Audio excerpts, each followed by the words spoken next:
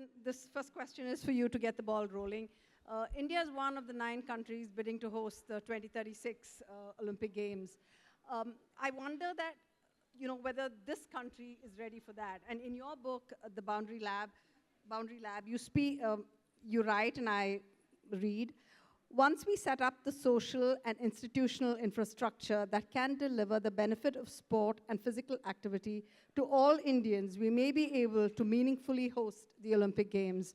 Nandan, would you like to expand on that? Yeah, absolutely. Thanks, Prajwal. Lovely to be here.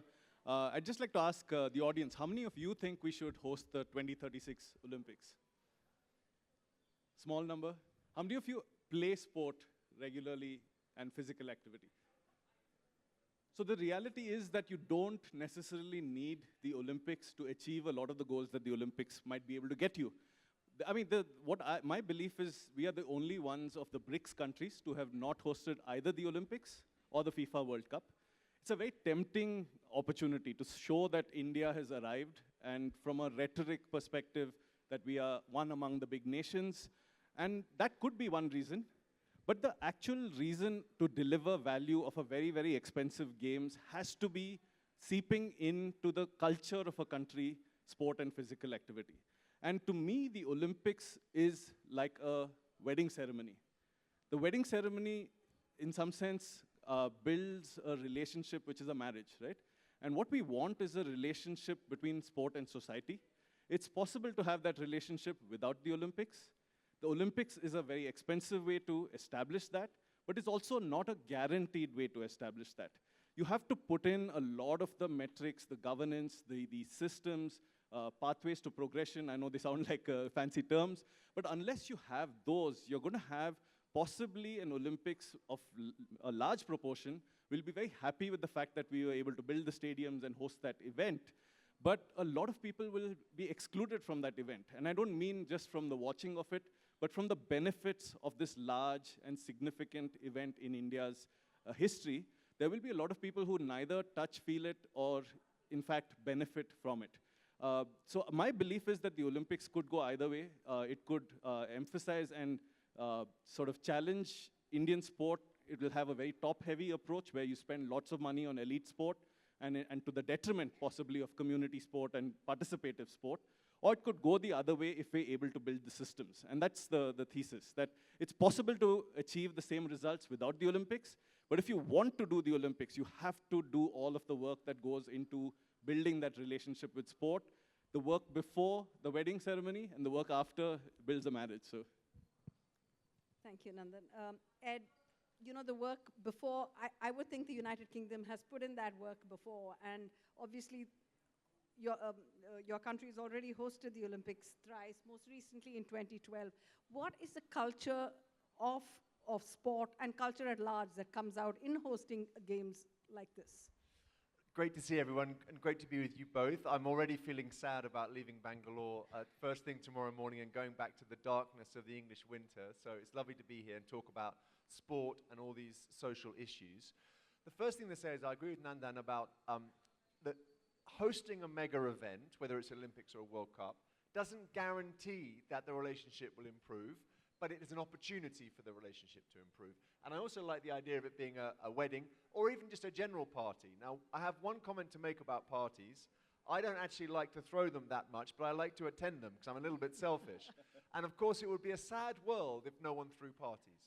So when you look at the cost, in inverted commas, of hosting something big, yes, it's unlikely you will get that money back by any sort of available metric anytime soon.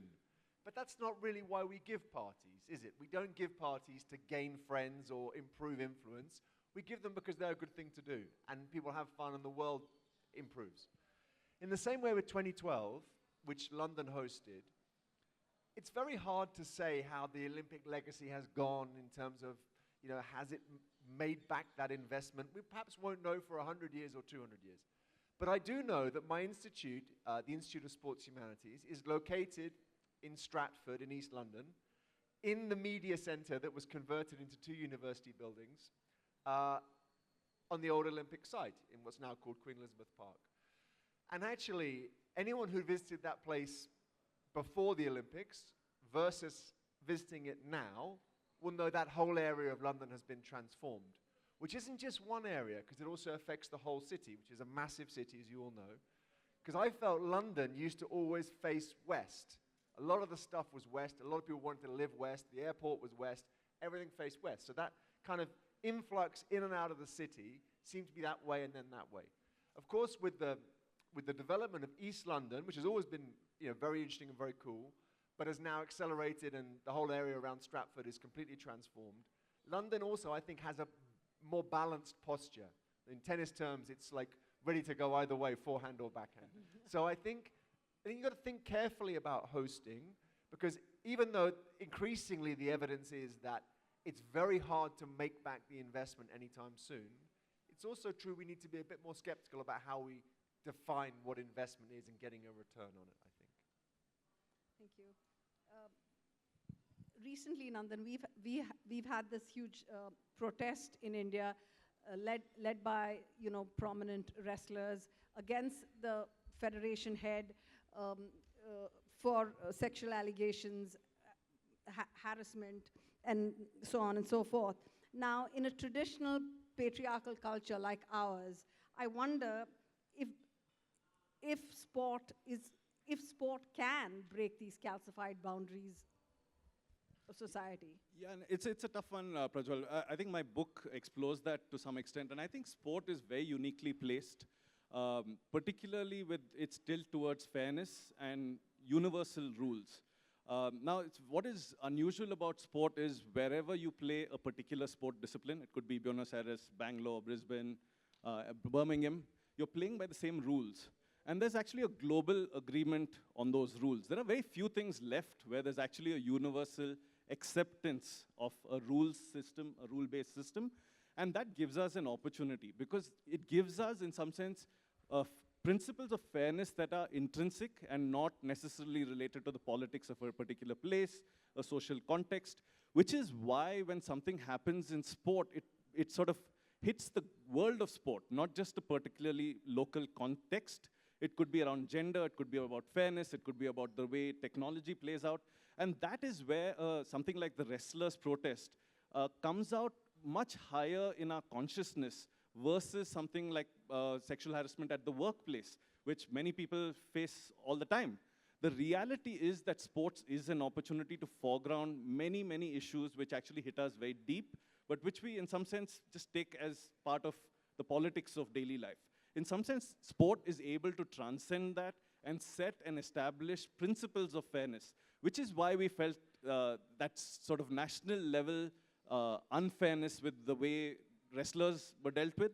It was a political issue, it was a relationship of power, it was a relationship of power equations, which all of us feel, but suddenly we had a metric in some sense, a metric of essential fairness, which we could hold up a mirror to a very, very powerful person, which in many ways, in many other aspects of our life today, we are unable to. So sports has that, I would say, transformative and transcendental power, which many other spheres don't. I would love to hear what Ed thinks as well on that. Are you up to date with that? I don't know the about story. No, so actually I'm sort of catching up on the specifics.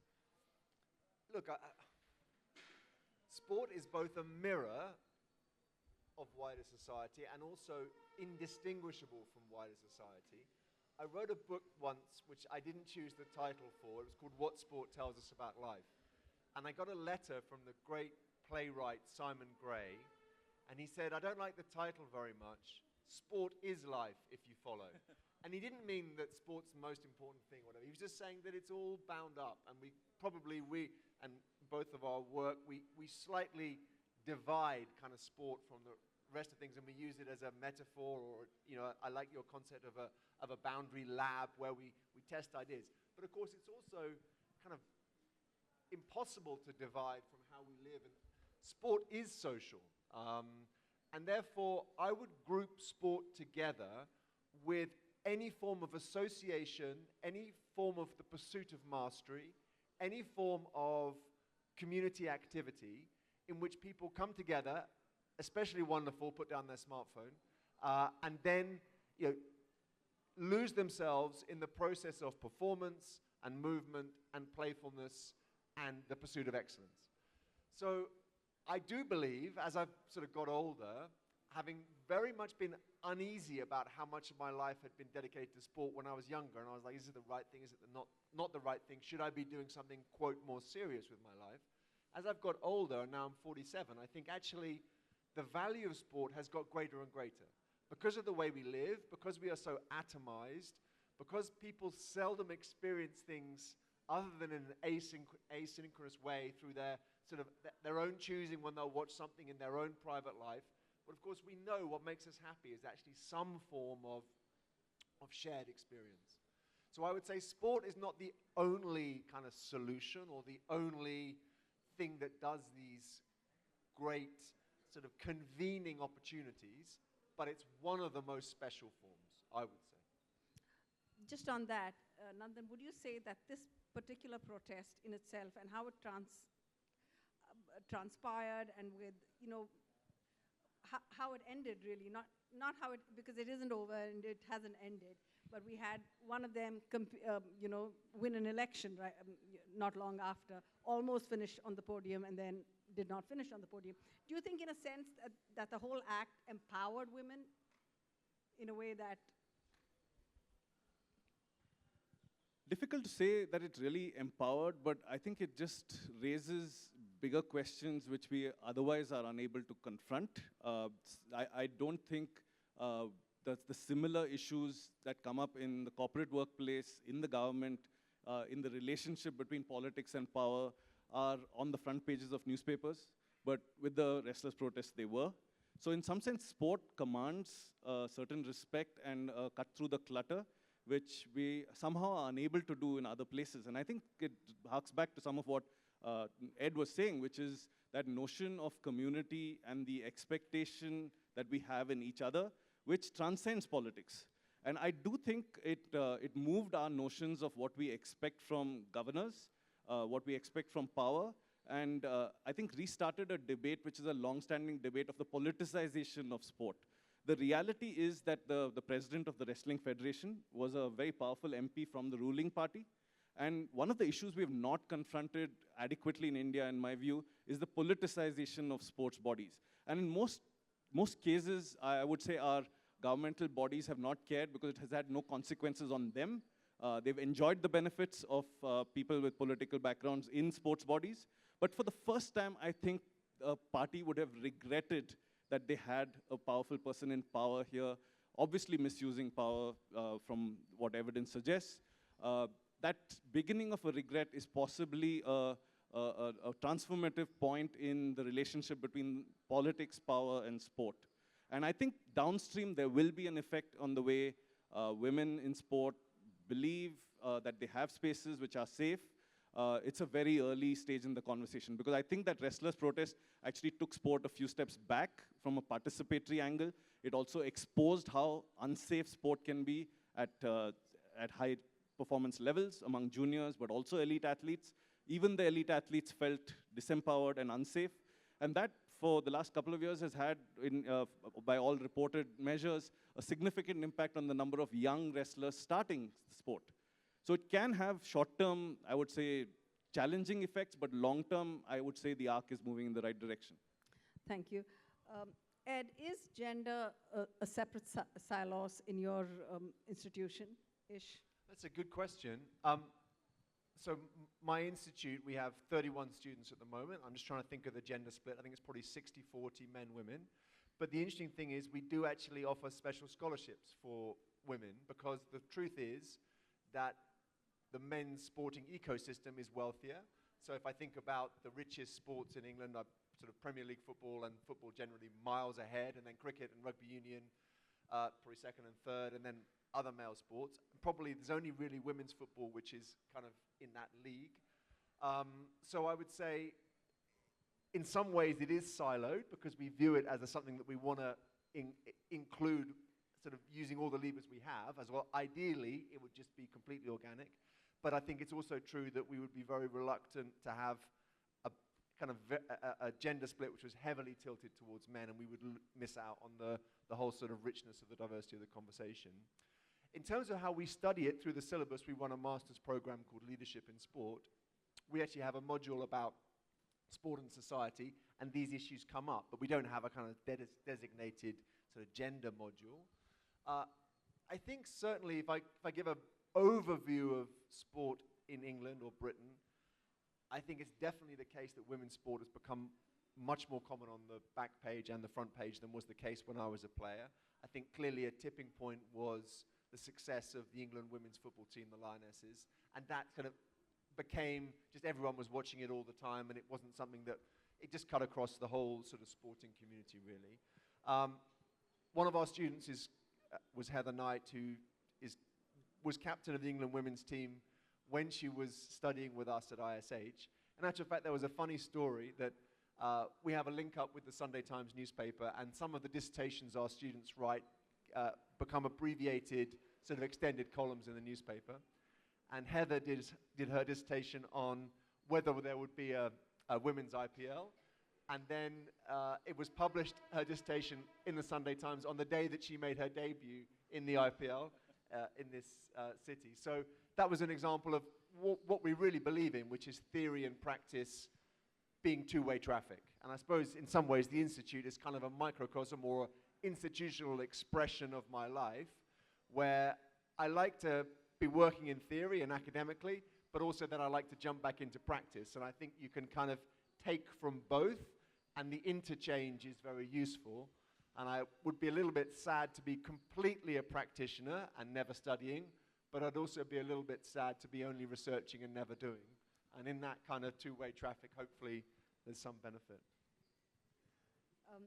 Nandan, how do you see the role of sport in India in the next 20, 30 years?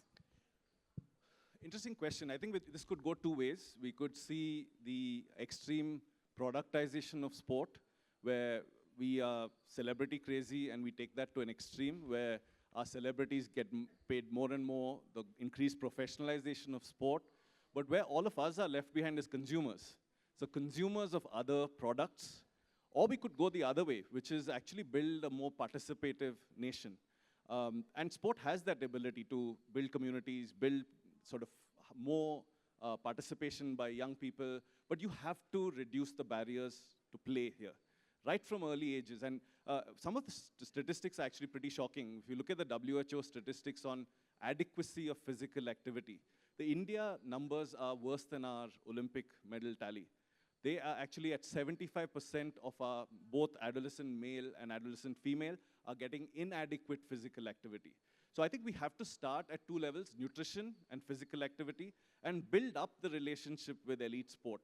Because right now we've had a very top-down approach of we want the fruits of the trees without, in some sense, planting the orchards. So in that sense, the Olympics, we could still go in search of the fruit. But I think there is a relationship we need to establish with just unstructured play at early stages where kids are just having fun, a slightly more structured environment to training, and in many ways think of it as a little bit of a ladder that we have to build. We have to build that ladder of people taking that first step. It has to be fun, it has to be easy, and as you progress, there are facilities, there's information, there's capacity, there's training venues, but there's something for everyone, with the ultimate goal building a healthy relationship with sport and physical activity, which is called active for life. So whether you start playing in the playground and stop by the time you're 15, or you go all the way and play test cricket like Ed has, you still build a healthy physical culture, but a personal relationship with physical activity. And I think the latter is such a healthy way to go, and one which has consequences not just for sport, but for the healthcare burden. Our NCD burdens are massive, for productivity in the workforce, just for building a community and a nation. And I mean, I have pretty strong views on this, but would love to hear from Ed too. Ted is good as well. So I completely agree. And actually, in some ways, it's ironic that I would say this, the three of us sitting here who have lives in sport. But one of the things that's hurting sport is people take it too seriously too early. They specialize too early, they get too outcome driven, they start thinking about making champions when people are like scarcely standing up. In actual fact, the best thing you can do, A, to have a healthy sports culture, B, to actually give kids the best chance to be really good ultimately, is to have lots of fun and come back next week. And it makes me sort of cry when I see amateur coaching sessions with young children, And you get there, and all the kids are playing sport and having fun and expressing themselves, and 5 minutes later, they're all standing still and being told what to do. And you think, you know what, if you just stop telling them what to do for a little bit, maybe they'll get better. And the most important thing, actually, my father was a novelist and an English teacher, and one of his colleagues said to me once, the job of an English teacher is to sell books. If you sell books, you're doing a good job. You want to be an advocate, you want to be an evangelist for reading. In the same way, the job of a sports coach is to encourage people, to give them that love of sport, and then it flies. And not to think that they're going to turn everyone into Rafael Nadal or Sachin Tendulkar.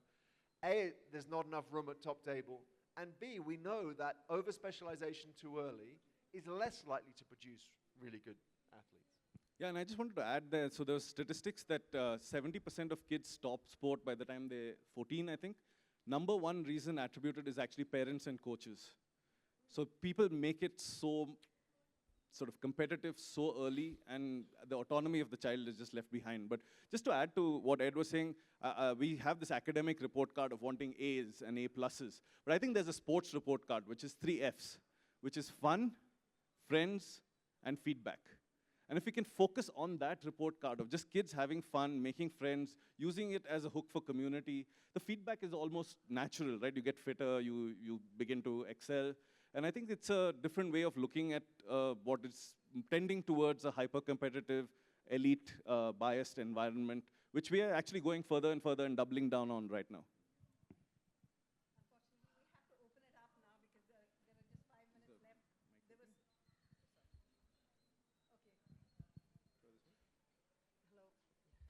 Okay, we have to open it up now. So unfortunately, because I had some really funnies to share with these men, but it's okay. Yeah, go ahead. Sir. Hello. Yeah. I just wanted to ask, what are the thoughts about elite competitions of some very popular sports, which are played all over now, gravitating towards a particular region, particular geography, and how does, I think we are in the middle of that trend. How does that, how do you see this happening? Do you mean more sports becoming regional and less global sport? No, the governance and the things moving towards a particular geography, right? Whether you take elite sports like golf, tennis.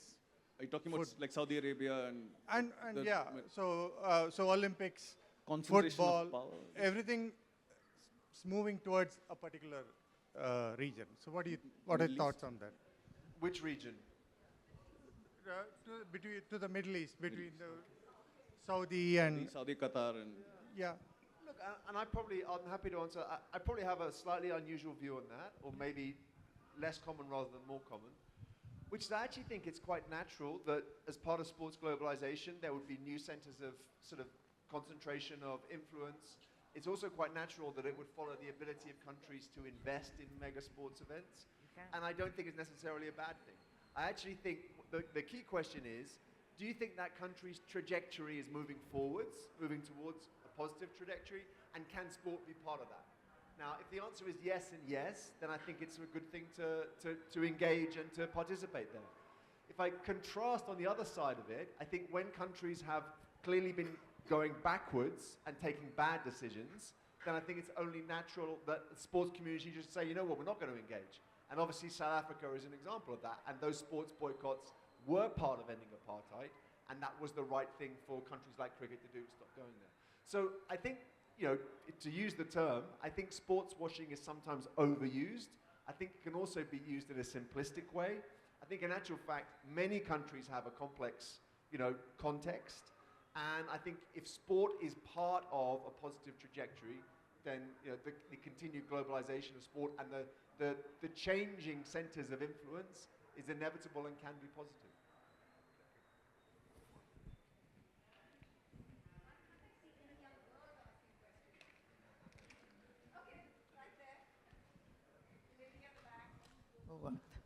Thank you.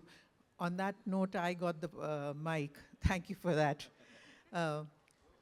a lot of it is observation, what I'm going to say, and a tiny question at the end of it.